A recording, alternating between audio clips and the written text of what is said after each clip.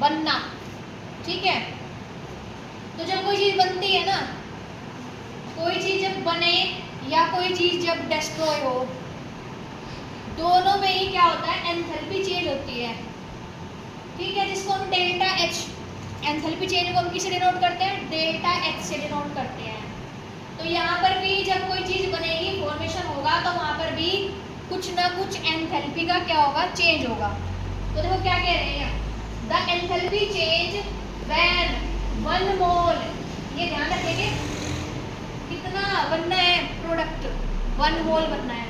1 mole of A compound is formed from its elements in their most stable state, यानी कि जो element है ना जिनसे फॉर्मेशन हो रहा है कंपाउंड का, वो किस फॉर्म में होना चाहिए, मोस्ट स्टेबल स्टेट में होना चाहिए। ऑफ एग्रीगेशन का मतलब होता है जितने भी ले रहे हैं एलिमेंट वो सारे के सारे, is called enthalpy of formation, उसी को हम क्या कहते हैं, एंथैल्पी ऑफ फॉर्मेशन कहते हैं। दोबारा समझिए, जब भी कभी 1 मोल कंपाउंड बनेगा, वो किससे बनेगा, एलिमेंट की सबसे मोस्ट स्टेबल स्टेट से बनेगा। तो जब भी कोई कंपाउंड बनेगा वो मोस्ट स्टेबल स्टेट से बनेगा एलिमेंट की, तब वहां पर कुछ ना कुछ क्या होगा, एंथैल्पी का चेंज होगा, उसी को हम क्या कहते हैं, एंथैल्पी ऑफ फॉर्मेशन कहते हैं। उसी को क्या कहते हैं, एंथैल्पी ऑफ फॉर्मेशन कहते हैं। कितने बच्चों को समझ में आया ये चीज, सभी को आया?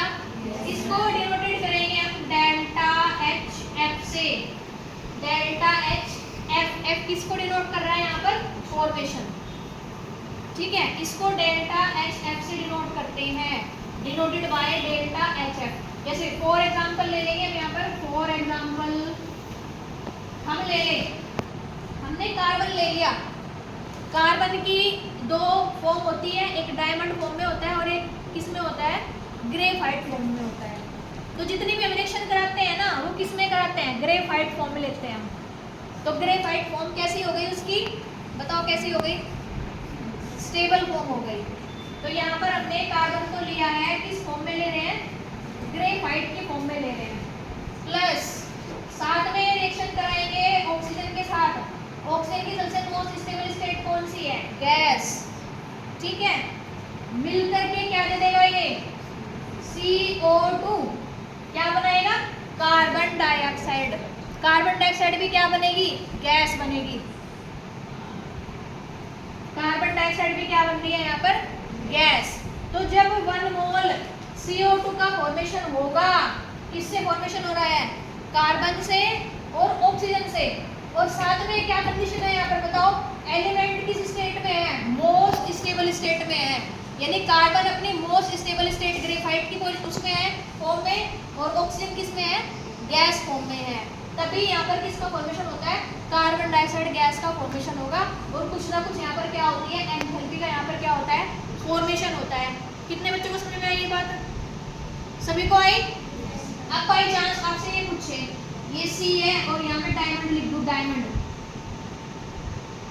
प्लस O2, ऑक्सीजन गैस के साथ रिएक्शन कराई और CO2 गैस बनी, तो क्या ही रिएक्शन होगी, एंथैल्पी ऑफ फॉर्मेशन में क्या ही रिएक्शन होगी बताओ, नहीं होगी।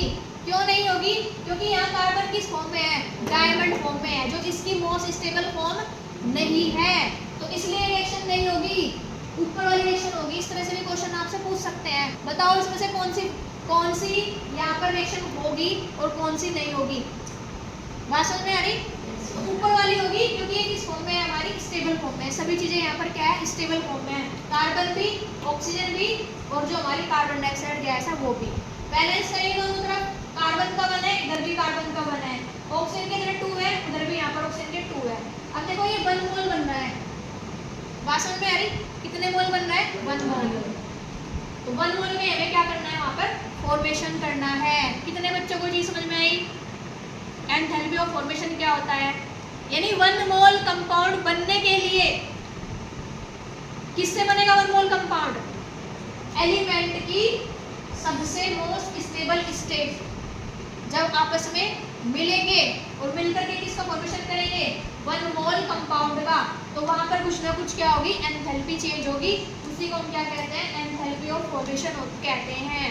आई थिंक समझ आ गया होगा क्या होता है एंथैल्पी फॉर्मेशन। तो यहाँ पर एग्जांपल दे दोगे आप किसका, CO2 का, कार्बन डाइऑक्साइड का, आप यहाँ पर एग्जांपल दे देना, ठीक है।